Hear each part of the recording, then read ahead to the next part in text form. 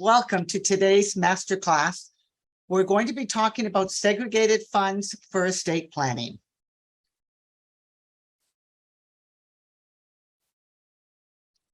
So just a little bit of humor to start us out. A raise in my allowance is fine, Dad, but what I'm really after is the power of attorney. And we're going to be touching on power of attorneys and the will, and of course, using segregated funds and how that can help with probate and, things saving you some money and fees. Again, a little bit of humor. I've always told my people, you can't take it with you. But Harry must not have been listening. He thinks you can take it all with him. And what we're going to be talking about today is how you can make your estate more efficient. But unfortunately, you can't take it with you. I did hear a little joke actually about this man. He was telling his wife, I guess he was getting close to death. And he said to his wife, he says, I really want to die with my money. So please, will you do me the favor? Can you put all of my money in with me when I go? And his wife promised that, on his deathbed, wish that she would give him his money to take with him. So I guess there was a friend that was there as well. And the friend was saying, you're not really going to do it. She goes, listen, it's his last wish. I have to do that for my husband. Anyway, after the funeral and everything, the friend said, so what happened? Did you bury the money? She goes, well, a promise is a promise. But what I did was I wrote out a check. So he wouldn't have any need for spending, let alone cashing the check. So I thought that was pretty cute.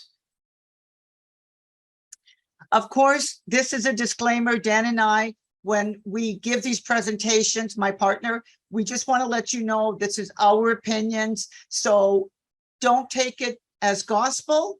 We try to be as accurate as possible. We want you to actually go to your financial advisor or your lawyer or your accountant, whichever professional you need to get clarification if you're unsure about something we've said or you're just not understanding. Okay, so this is our disclaimer. So today we're going to talk about death and the taxes that you end up having to pay.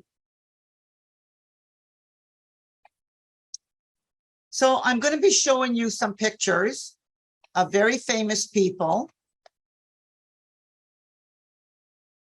And I'm sure for the most part, you will know who all of these people are. What do you think these people had in common? I mean, obviously they're all dead. So that is the number one thing they have in common. But the other thing that they have in common is that they actually all died intestate. So what you want to be able to do is have a will so you can control your assets from beyond. But with these famous people, even with the money they had and the fame that they had, they never had a will. True enough, most people don't know when they're going to die, but that's the problem. You don't know when you're going to die, which means you should have a will at any age. In some cases, their estates took up to 30 years to wind up because they didn't have a will. And even when people have wills, sometimes it still takes a lot of years. Normally, it shouldn't take 30 years. But it did cost their estates a lot of unnecessary money because of the legal battles that were going on, because they didn't know how to distribute the estate fairly, and because the wishes were never written anywhere. So, of course, their estates wouldn't necessarily go to their preferred beneficiaries.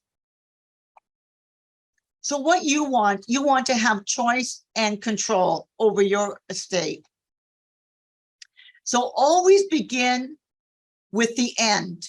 If you were on your deathbed today, what would you want to happen to your estate? You have to think about that right now before you die. You want to be able to maybe leave a legacy. So what's important about money to you? Now, that's a question we don't always think about, but why not? What's important about money?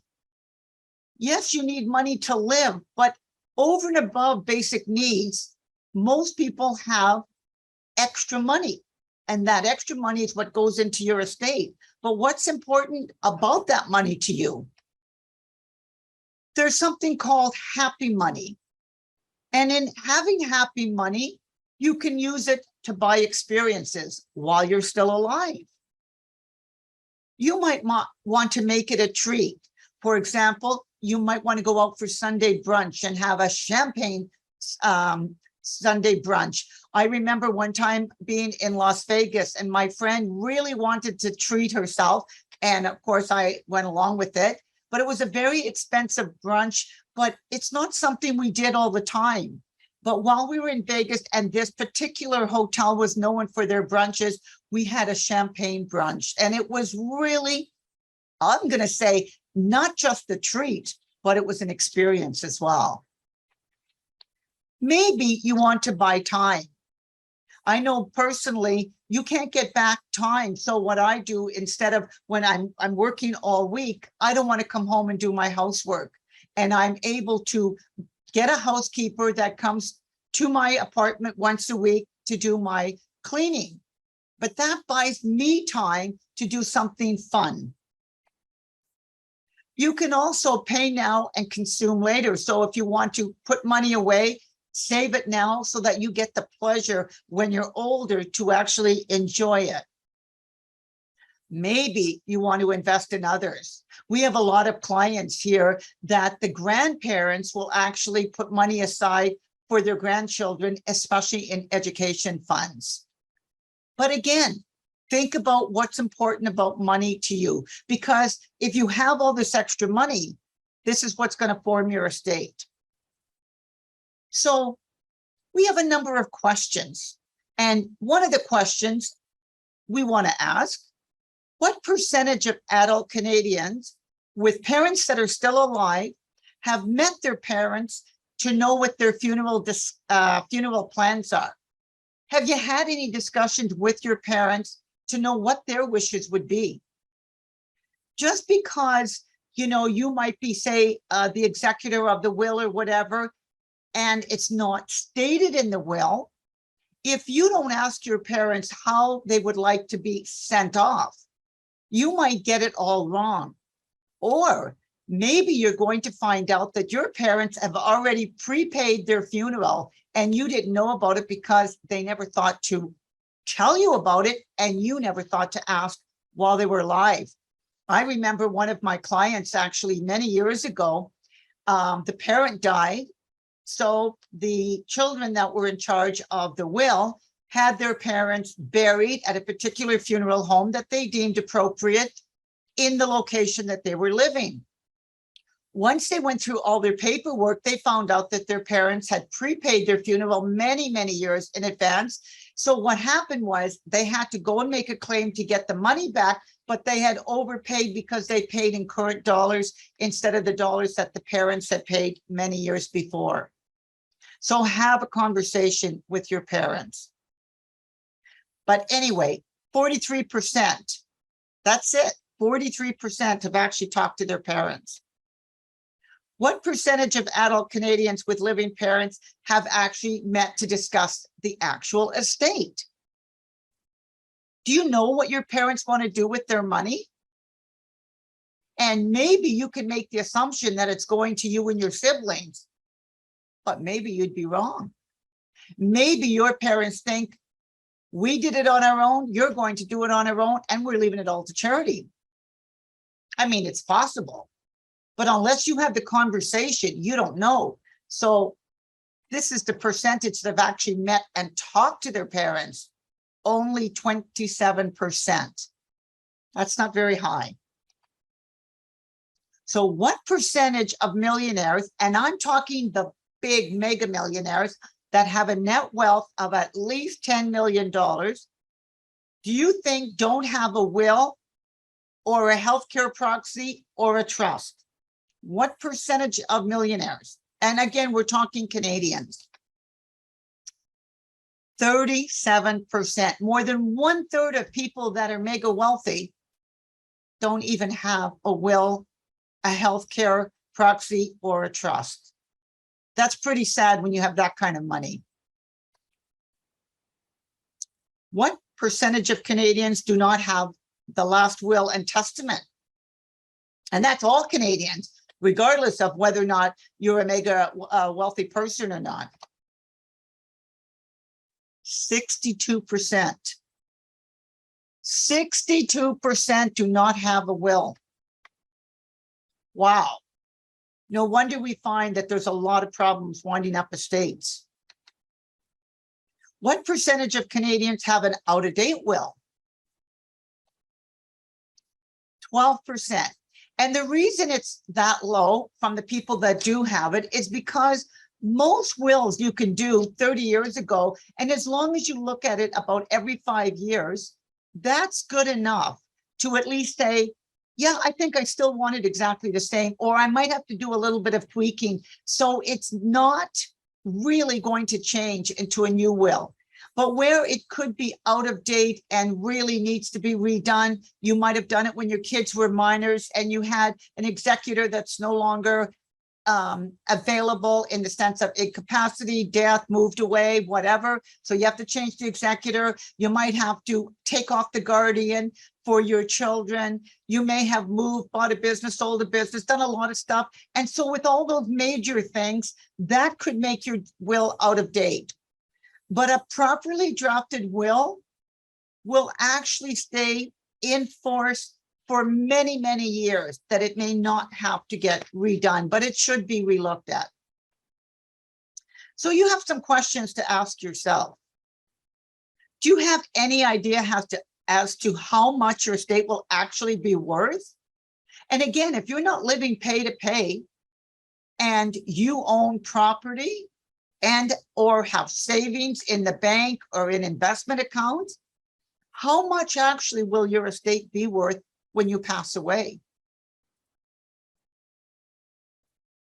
Now, you got to calculate the future value of your estate, and this would include home, cottage, or other vacation property, investment property, if you own your own business, anything in registered plans, your investment portfolio, your insurance proceeds, tax-free saving. Now, the tax-free savings isn't here because for the most part, it is tax-free, and I would hope that your tax-free savings, as well as any of your registered plans, all have a beneficiary. So at least that part does not have to go through the estate. But with registered plans, unlike the tax-free savings, the registered plan will still have a tax implication. Your tax-free is tax-free. So it's not listed here as far as the value when you're calculating in the sense of taxes, not just probate. So do you know exactly what would happen to you if you were incapacitated tomorrow?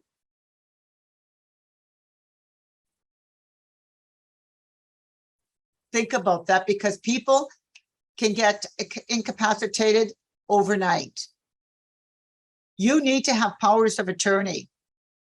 How about a short-term reserve so that if people need to have access to cash, that there is some? Do you have medical insurance for the things that you're not covered by? What about a disability insurance if you're still in the working years and in most cases you're under 65? How about critical illness insurance in case you get something that is a critical illness but not a disability? And do you have long-term care if you do have to go into a home or have people come in to look after you? Is there money for that, whether it's self-insured or through a plan? Do you know exactly what would happen to your family if you didn't wake up tomorrow? This headstone is just a little, bit of humor, but it happens daily. I told you I was sick. Next time you will believe me, because you need to have power of attorney before you die. Things have to go on. And whether you're sick or incapacitated, you need somebody that carries on so that you can have somebody making those decisions for your health and your property. And of course, when you die, the will does take over. So having an estate plan. You want to die with the will. Because as I said, with all those famous people, when I started the presentation, they died intestate. Now, you can have multiple wills, you can have an individual will, you can have a mirror will, mutual. It depends on your personal situation. This is where you would talk to your financial advisor and or your lawyer to decide on what's the most effective for your personal situation. You don't want to die intestate because that could cause a lot more problems and a lot more money to your estate. Where you can, you want to have beneficiary designations. That way, at least with the designations, it will bypass probate. It won't eliminate taxes, but it will eliminate some probate. And of course, if you have life insurance, that will help with all the taxes.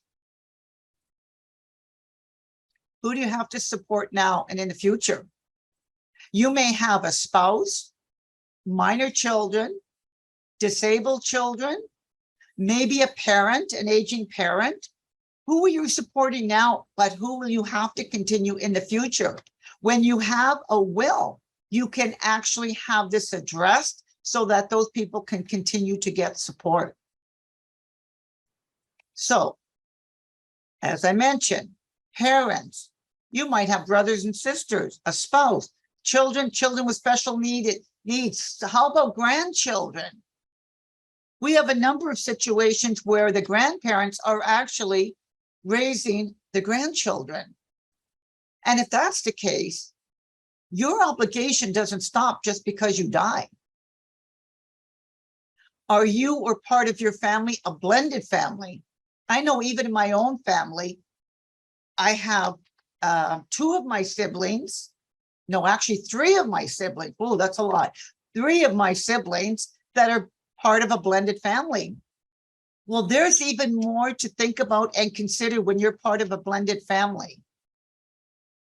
So a lot of you from the 70s might remember the Brady Bunch. This isn't even something that they thought about for estate planning, but it is something today that we have to think about. So depending if you're divorced or not, you need to have separation agreements, divorce settlements, financial obligations. What are they? Insurance obligations. In some cases, when you're separated and or divorced, you're obligated to maintain life insurance so that your spouse, if you pass away prematurely, will still be entitled to their support payments. Is there a marriage contract if you do have a new marriage? How about if you're living together, a cohabitation agreement? What about the net family property? And then, of course, in loco parentis, when you're obligated to look after your parents.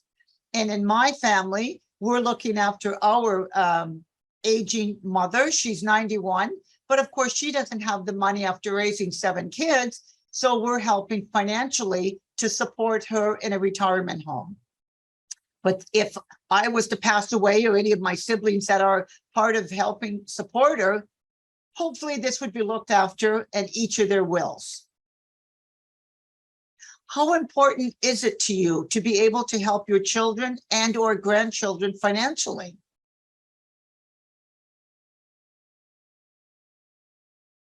What about just the basics of life? Because, you know, especially if you live in the GTA, it's harder and harder for your adult children to barely make ends meet. So if they have children, it's even harder. Maybe you want to provide something in your will for the children or the grandchildren, even if it's maybe education plans, if there's special needs. How about a direct legacy or something through a trust?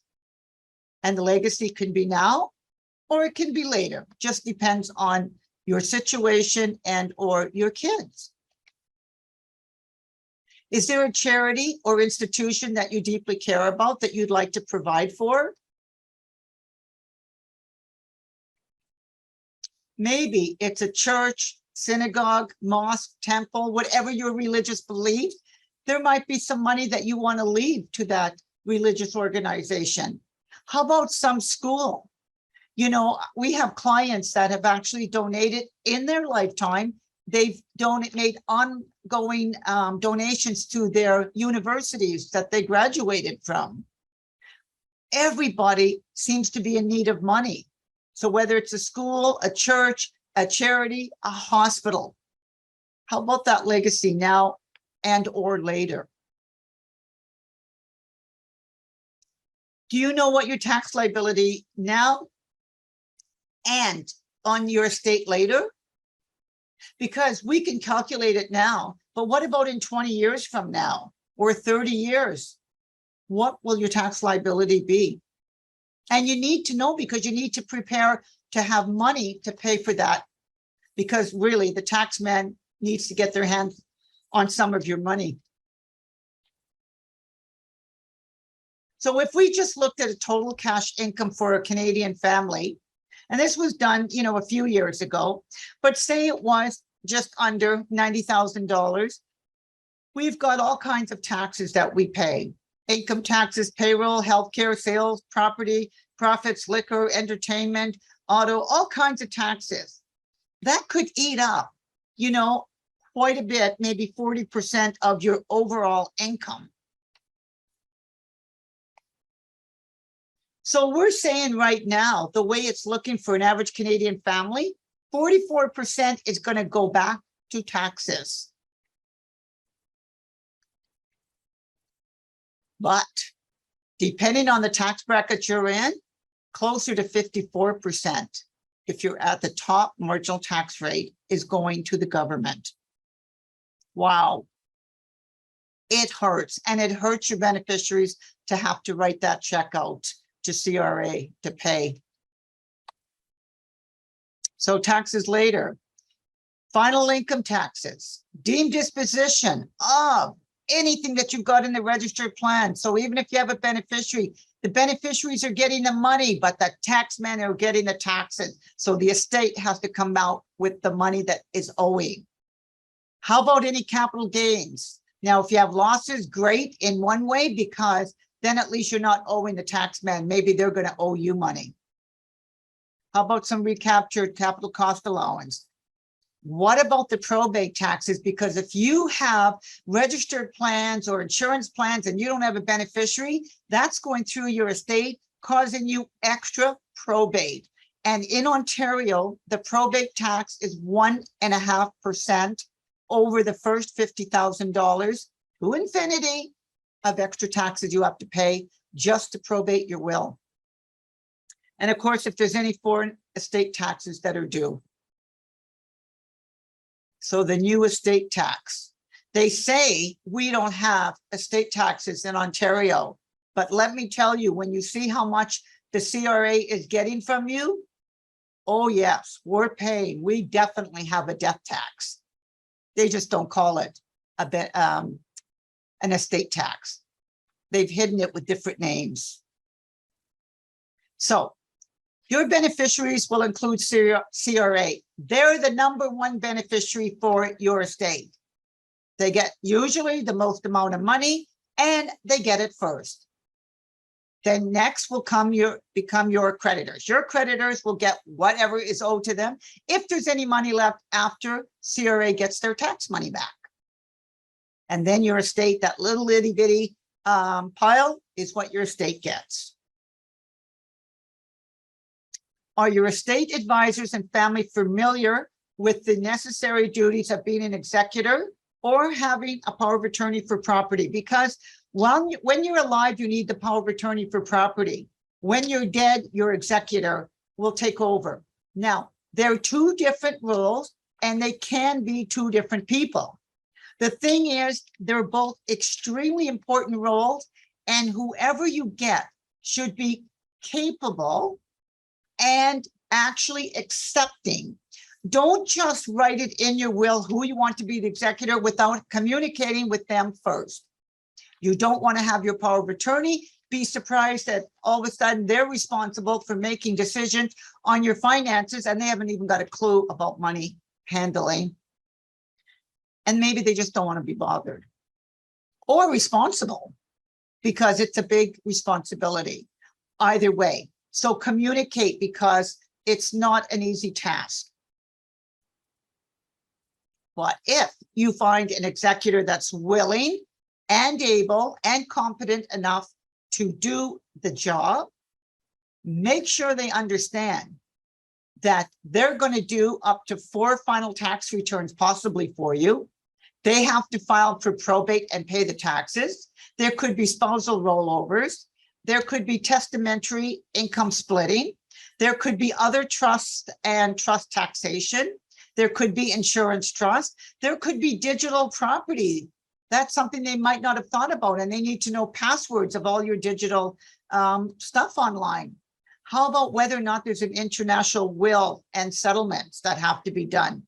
And they are responsible for getting the CRA clearance, which means if they distribute the money from your estate without getting the clearance, they're going to have to try to get the money back from the beneficiaries. And let me tell you, a lot of beneficiaries will have spent the money before you can shake your head, and getting that money back means if they don't pay it, you are on the hook as the executor.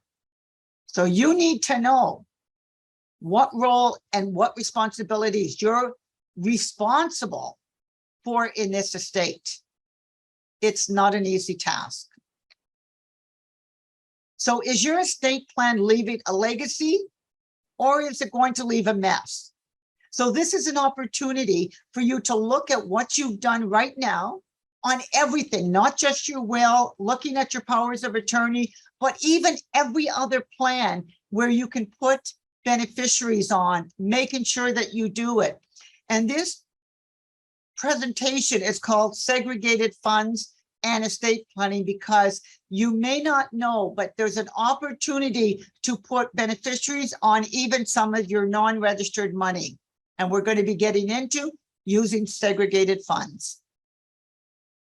But one of the things that you want to make sure is that you're not watching from above to see what's happening with your estate. So another cartoon, ocean view, or would you prefer to watch them fight over the whale? And they're talking about your beneficiaries. And let me tell you, as much as people think my kids wouldn't do it, when it comes to money, all bets are off. There's been so many stories of people leaving, I'll say one in charge, say one adult child or whatever, or put the money in their name thinking that they will share with their siblings. And let me tell you, even from my personal experience, I had a client that his mother did that for convenience, thinking that he would share when she died, but it was just easier so that while they were alive, it was non-registered money. She put it in her son's name, joint with her. She passes, he got the money, and he goes, Mom wanted me to have it. And he cut out the rest of his siblings. It happens all the time. So our role as your financial advisor, or if you have another financial advisor, we know that you're the person in charge as the CEO of your estate. We will help guide you to make the right decisions along with your lawyer, your accountant. We will be your money managers. We can be your insurance specialist. And then if you have mortgages on any properties, of course, then your lender. We will help you in all of those areas that we don't specialize in. So the estate planning process, we want to establish the retirement lifestyle and your expenses. We want to help you with that. We want to help determine your estate distribution and doing it in the most efficient way possible. We're going to formulate strategies for that distribution. We want to minimize the estate taxation anywhere possible.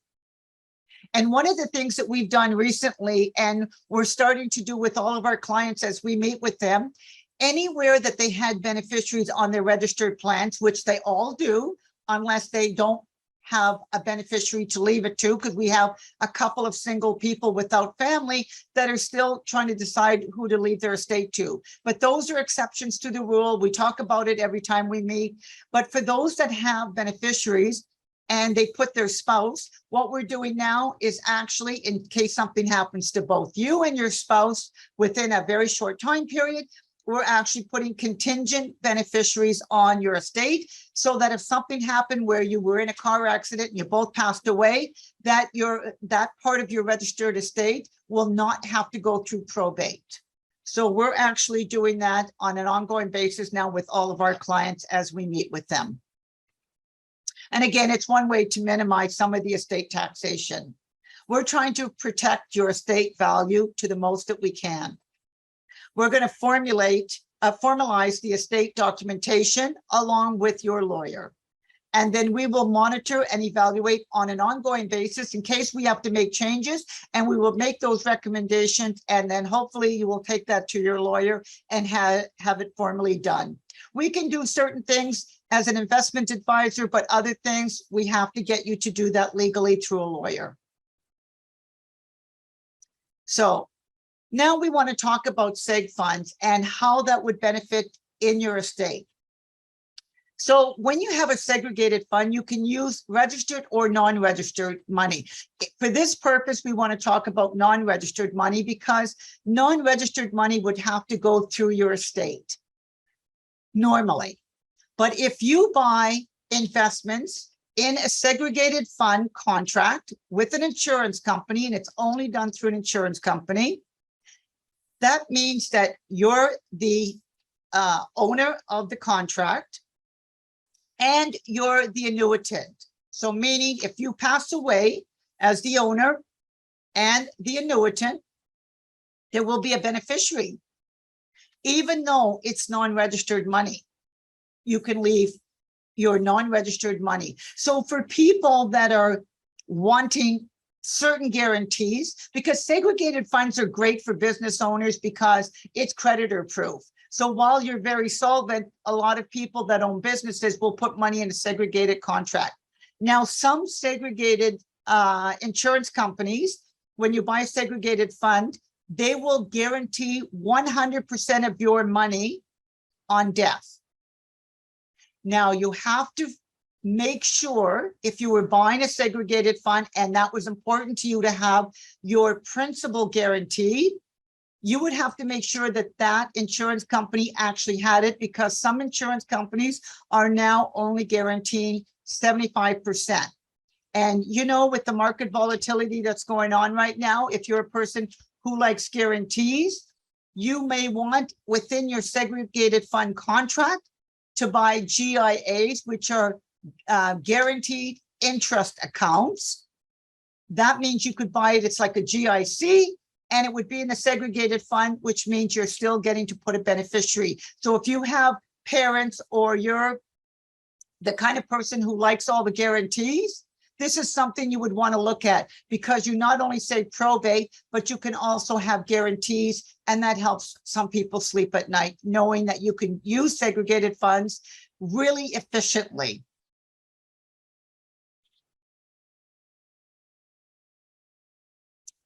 Now, there's other things where you can put a successor owner, which would carry on. So if you wanted to do it as a joint, you can have, say, for example, the owner could be one person. You could leave it to a second person. And again, only when that second person passes, that money would eventually go to the estate.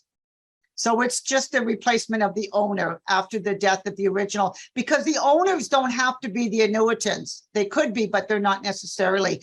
And again, this is why you want to talk to your financial advisor if you were going to buy a segregated fund, because you want to make sure it's set up for the way you need it. And I'm going to say for the intended purposes. You tell us your situation, we tell you how to set it up. So you could also have a successor annuitant as well.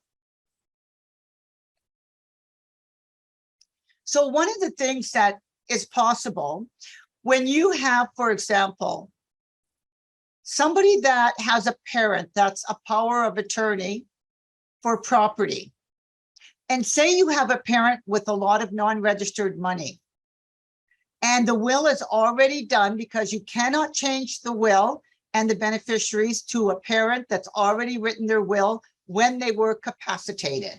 Now they become incapacitated, but there is a company that may be possible to take some of that non-registered money and put it into a contract for a segregated fund.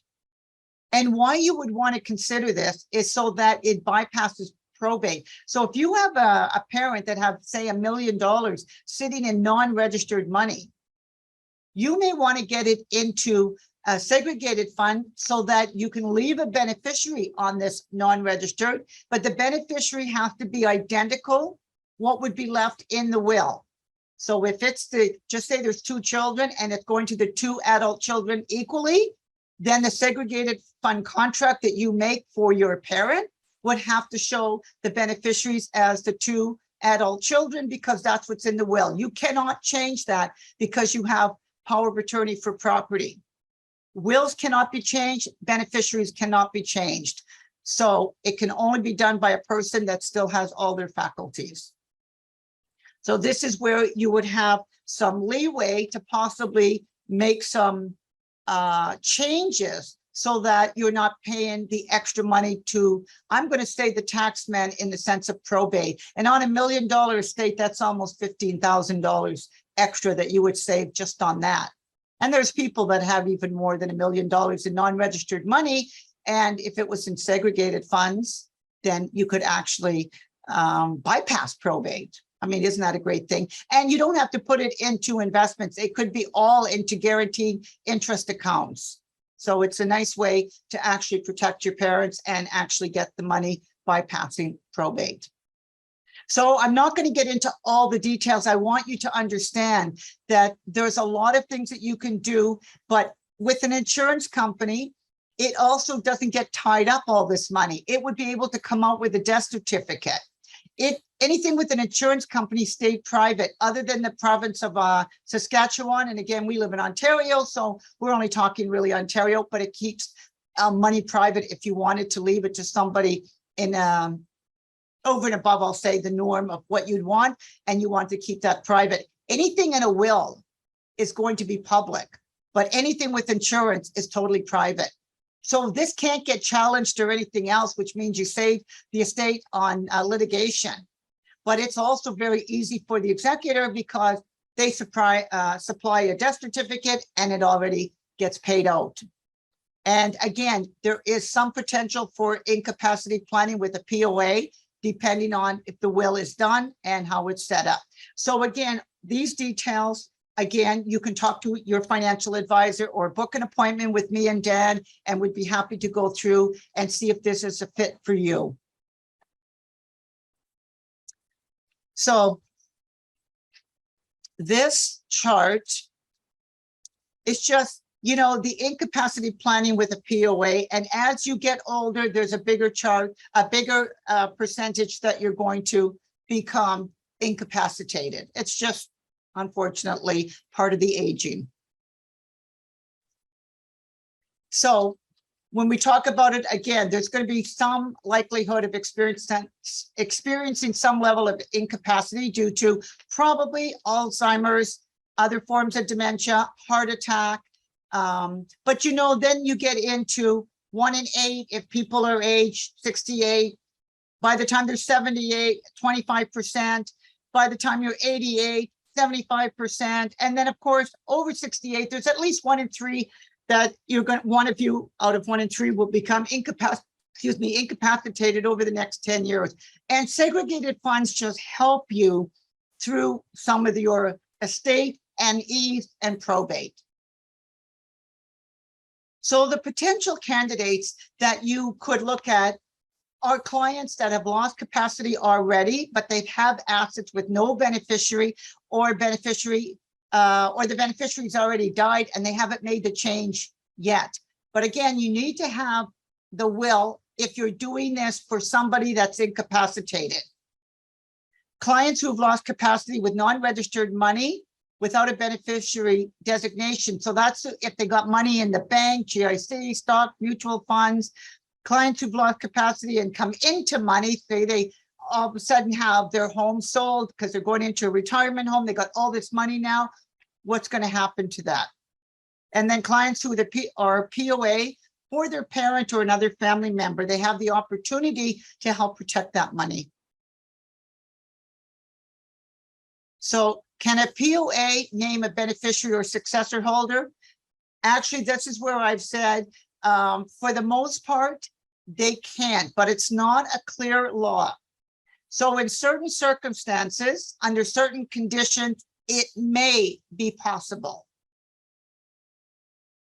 But I wouldn't want to challenge that, because somebody else could take it to court. And then if, again, you start changing beneficiaries or adding beneficiaries, it could be a problem. If the owner is incompetent and the money's coming from an existing contract and there was a beneficiary, that beneficiary must be maintained. And then again, when I was saying about if you have the will, if there is a beneficiary name. But anyway, in neither of these situations apply. A POA may name the owner's estate as beneficiary or name beneficiaries in exact accordance with the owner's will. Now, this is not applicable in British Columbia, New Brunswick, or Quebec.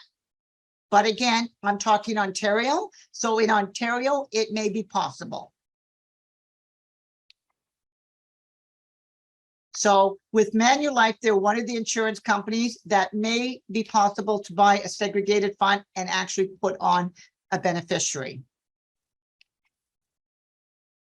So this is one of the situations where you've got a married couple, they have a 13-year-old daughter.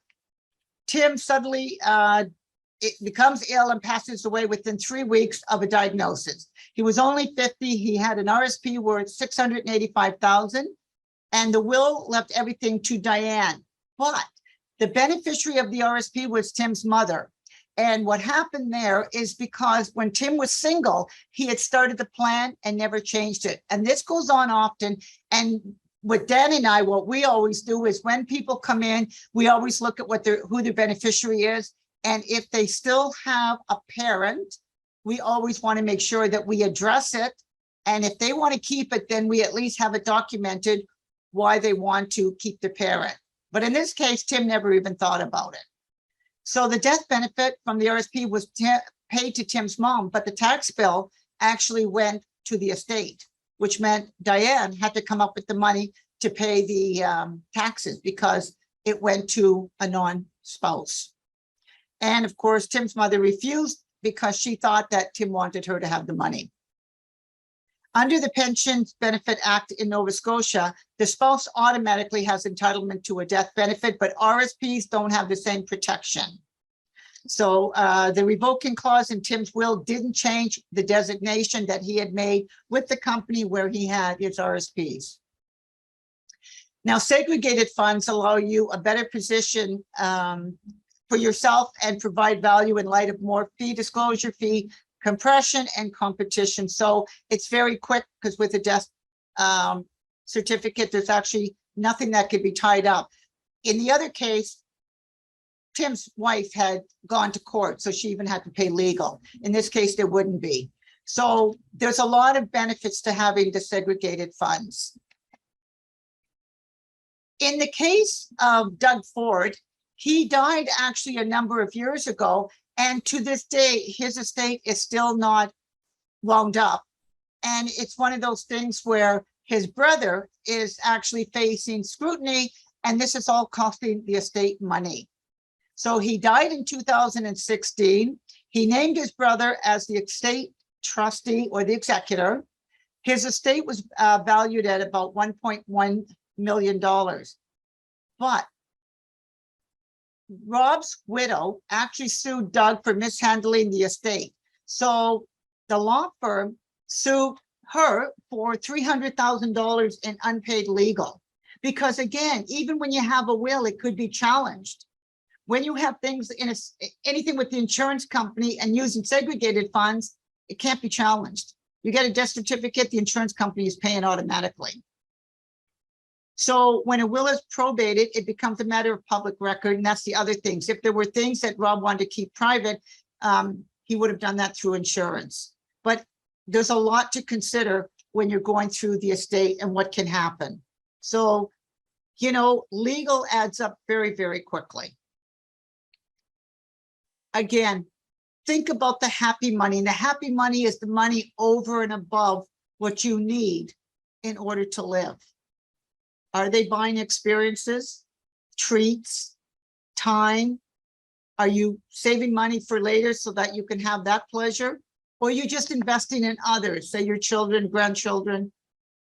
looking after other people. Remember that everyone needs a will, but how you structure that will and what you can keep out of your will is better. And that's where we come in. That's where a lawyer will come in to help guide you. You're never too young, because you can die at any age. You're never too smart. You're never too healthy, because things can change like that. And you're never too powerful to have a will. So your next move is to take action. Book an appointment with us or book an appointment with your financial advisor, but start looking at what you have structured. Your financial advisor should know everything about you financially. They can help guide you so that when you go to the lawyer, you know exactly what you need to do with the lawyer, and that will actually help save you some legal fees. So book your appointment today. We always have our calendar available on our website. Don't worry about your health. It will go away. But be nice to your kids, because they will choose your nursing home. So if there's any questions, we'll take those questions. And this is all of our contact information for myself and Dan. You can go to our website at www.levesquewealthplanning.com. We've got our phone numbers, we've got our calendar, we've got other information, we've got articles, we've got this presentation that will be there. So you can have at least a good start and be informed. If you don't do what you're supposed to do and you leave your estate in a mess, shame on you for doing that to your kids and your family. Again, our disclaimer is we're not providing any kind of personalized tax, legal, investment, or anything else, because we don't know your situation unless you're a client of ours. So with that, I will sign off. Thank you very much for your attention.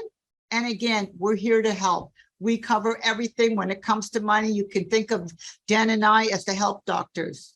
So thank you.